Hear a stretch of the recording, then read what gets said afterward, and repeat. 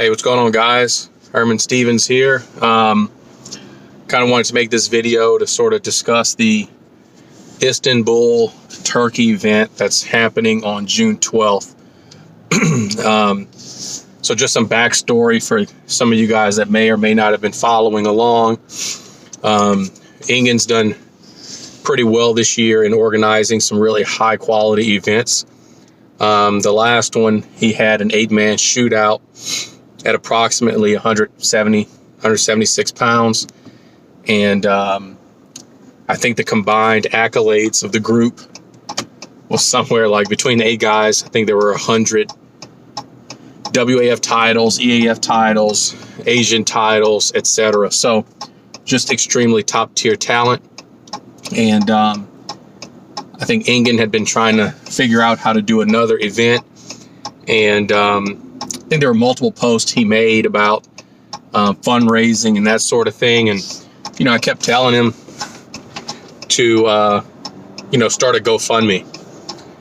And, but he never did, and there's reasons why, we might not want to try some of these things. Also, I think if you're not in the United States, apparently some of these programs don't necessarily work. So Engen made a poll and it said, something along the lines of, would you contribute to a fundraiser to, make some big matches? And I think there were approximately 150 people that said they would contribute varying sums of money. Some people said $5, some said $10, some said $30, some $50, some $100, et cetera, et cetera. And and I said, Engen, just do it. And Engen, I think he asked for help.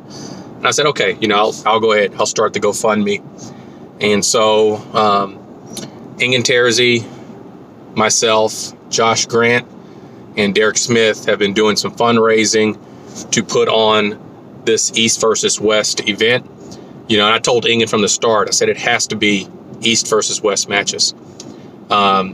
If the number 1 and number 2 guy in a class or the world go against each other, and they're both from in the same country, it could be 2 Americans, Devin versus Michael Todd, or it could be 2 guys from the East, like Levon versus Vitaly. I think those matches are a tier under East versus West matches, right? I personally would much rather see the number 5 guy in the world who may be from Russia go against the number 6 guy in the world who may be from the United States. I think those matches are way more interesting. We hardly ever get to see them. And I think they help decipher or understand where the worldwide level is and where everyone stacks up. We have quite a bit of data between, let's say, Chafee and Cataret and Michael Todd and Devin. We don't have a lot of data of how those guys interact with Levon and Gennady and Vitaly Laletin. So anytime someone crosses over, it really gives us a good idea, of where certain people lie sort of in the power balance and in the rankings. So we started raising funds and we started putting matches together. Initially, I think the first person I proposed was, Rob Vigent. And I don't know if I proposed Rob Vigent versus someone or if Engen threw out Zoloev and I said we should get Rob Vigent. But Rob's busy during the summers with his business. And so he wasn't able to be scheduled. And so Todd Hutchings, obviously, I think was the next option. Not because, I didn't choose Rob because Rob's better than Todd or vice versa. I chose Rob because we haven't seen him compete against a lot of those guys. And I know his intent is to do that going forward. But I thought Rob versus Zoloev would have been, like A++ type of match. And Zoloev versus Todd Hutchings, I think, is still A++ because you have arguably the 2 best pound-for-pound hookers in the world, arguably 2 of the greatest guys around 200 pounds ever. So that's how that match came about. The other match, Simeonov Bozhidar versus Tony Kotowski. I think Tony is undisputedly the best guy we have around 175 pounds. I mean, he just ran through his WAL classes, as far as I can tell. Now, I'm sure there may be one of the guys in the class that has a different opinion on that, and maybe things have changed. But based on the data we have from when arm wrestling was active, I think Tony was a no-brainer.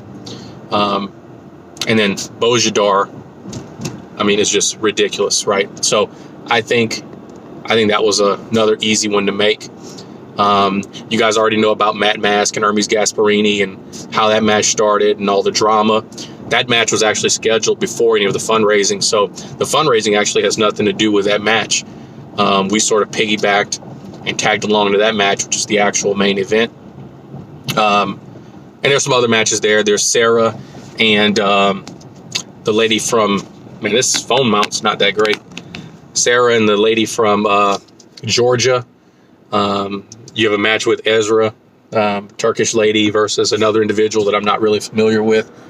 I think Ingen and Arthur Makarov is canceled. I'm not 100% sure, but I mean, just super elite matches. Josh Grant has a match against another guy, and then I have a match against F.A. Komek.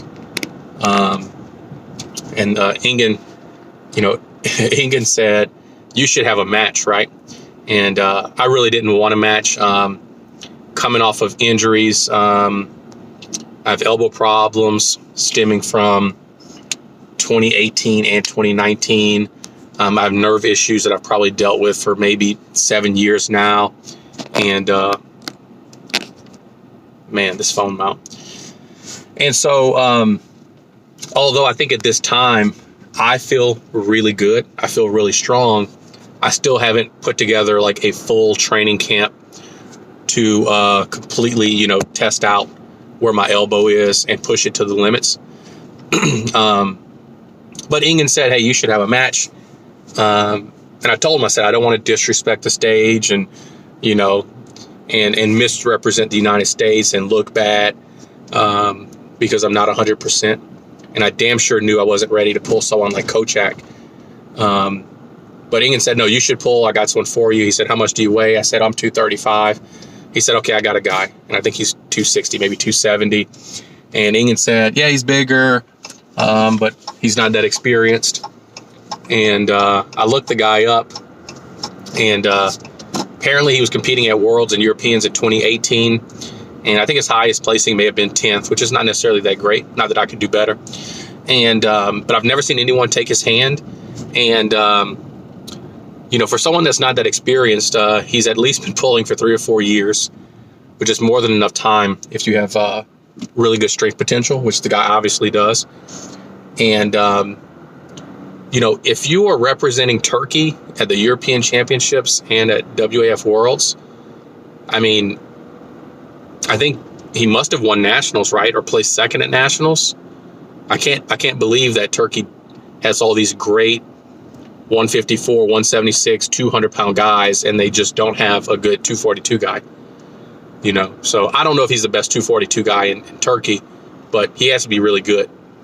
So I think I'm going into maybe some deep water with this guy. But I think the positive in the situation is that it did force me to really push my training in the last 4 weeks. And I think I've hit some all-time personal records on some things. And there are other things that I think I was on the way to 100%, right? This is really heavy, isometric, heavy elbow stuff that that's my injury concern at this point. And so I think I got up to maybe 70, 75%, and I simply chose to stop, right? Moving too fast and not enough time to recover.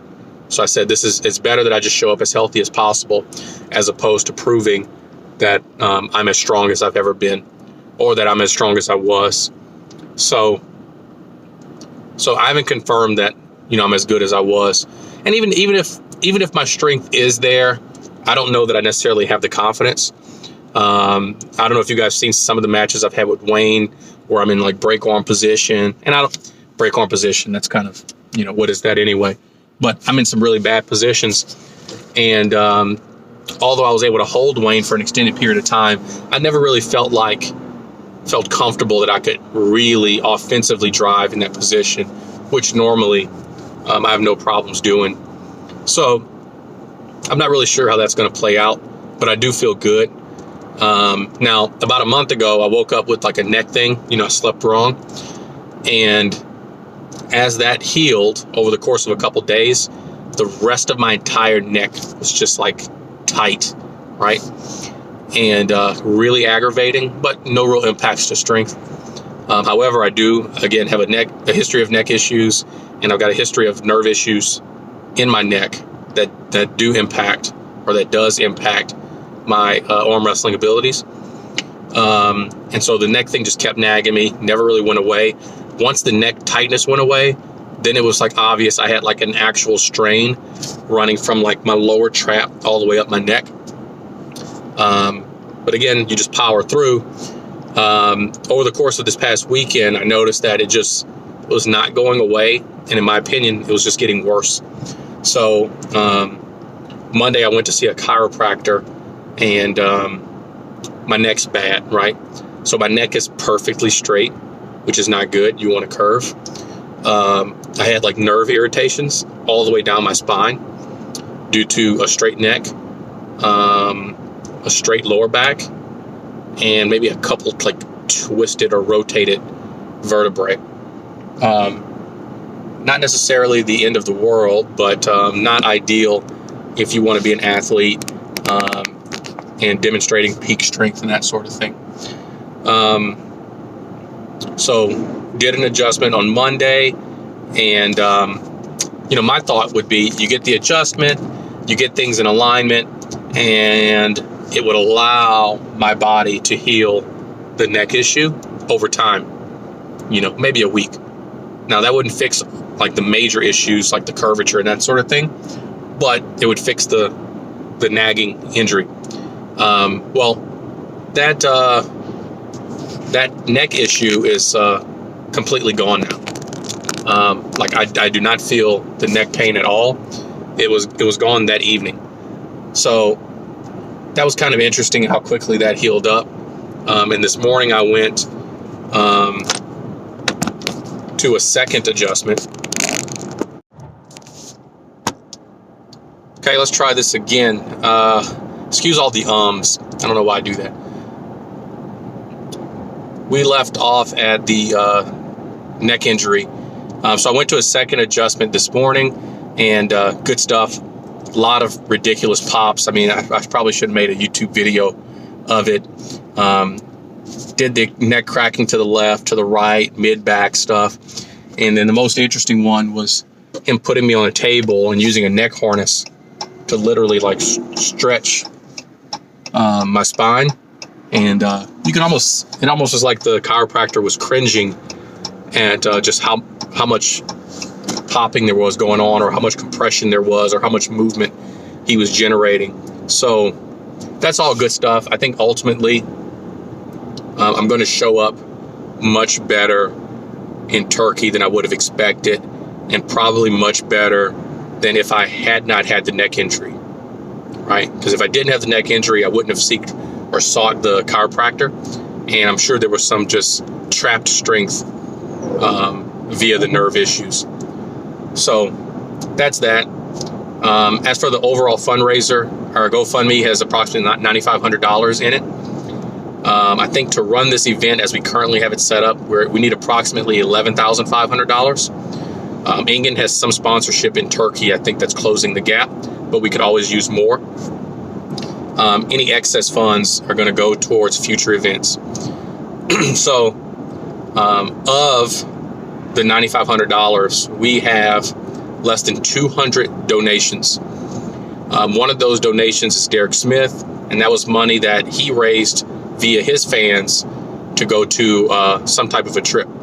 So he basically gave money to this event that was supposed to be for him to go somewhere.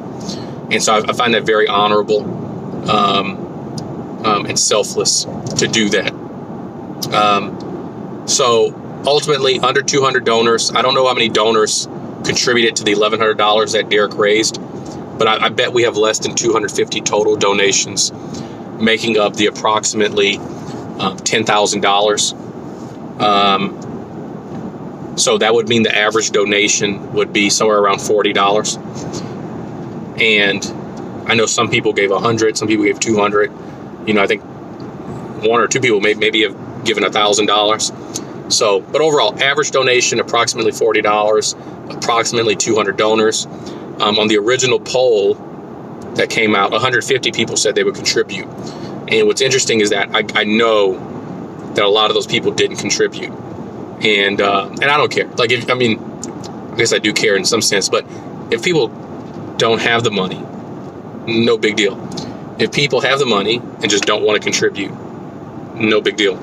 If you say you're going to contribute, I would say whether you have the money or don't have the money, I think that's kind of weird, because we all made decisions to start this event based on what these individuals said in the poll.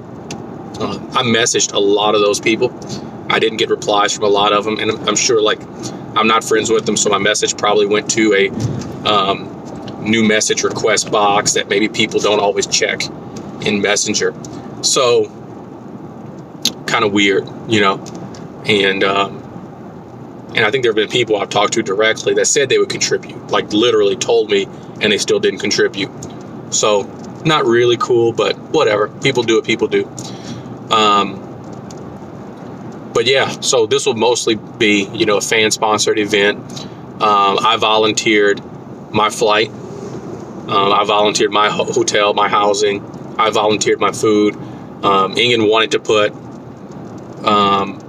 potentially a prize on my match. I waived that. I said, if there is a prize, great. If I win it, it'll just go back to the event. If there's no prize, I'm fine with that too. When normally I probably can get all this stuff paid for and probably put money in my pocket.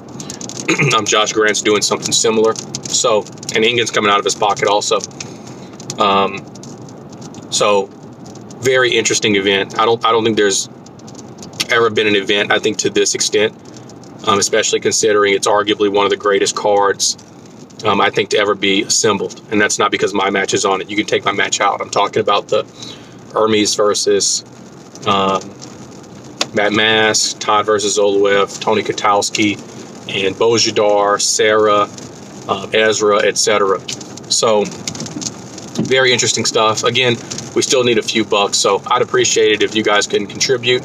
The live stream will be completely free, and so I would look at it as potentially your pay-per-view contribution, right? So if you would have paid $5 to see this match live, go contribute, right? And considering a lot of people maybe can't spare the $5 and they're going to get to watch a live stream, go ahead, chip a few extra dollars in for those individuals also. On top of my match donations, I contributed $200 directly to the event, regardless. So, to me, it's a small price to pay to see some of these matches, but I guess you can just sit on the sidelines and watch them anyway. But that's kind of where we are. I think that's probably all that needs to be discussed in this video regarding Turkey. We talked about injuries. We talked about FA Komek. We talked about the donations. So I appreciate it, guys. Later.